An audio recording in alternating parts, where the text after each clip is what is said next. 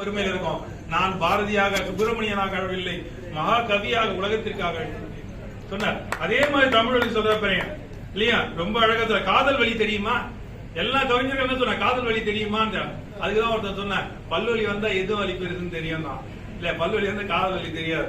அப்படி இவர் சொல்றாரு பாருங்க, சமநிலை மேவிடும் என கூப்பிடும் குயிலே அப்படின்னு பாடுறார். காதலை பாடவில்லை, இவர் மோதலைத்தான் பாடினார். வாழ்க்கை என்னும் மோதலை பாடினார், மக்களுக்காக பாடினார். அறம் ஒன்றே விடுதலை என்றார். இவர் விடுதலை பாடுற பாருங்க, அடங்குதலும் பிற தம்மை அடக்குதலும் அற்ற அறம் ஒன்றே விடுதலை. மட்டும் அடக்க கூடாது, நீயும் அடக்க கூடாது, நீ அடங்கி போய் மத்தவன் அடக்குனா அதுவும் விடுதலை இல்லை என்று பாடுகிறார். விடுதலை விடுதலை என பாடிய மகாகவி கனவு நிறைவேறவில்லை என பாடுகிறார் இல்லையா. அவர் பாடினது நிறைவேறலையே, எல்லாருக்கும் விடுதலை பாடினாரு. சுதந்திரம் பெற்ற பின்னும் பகல் கொள்ளையராய் ஏய்க்கின்றார். திட்டாருங்க இவரு, எவ்வளவு அழகா திட்டா பாருங்க.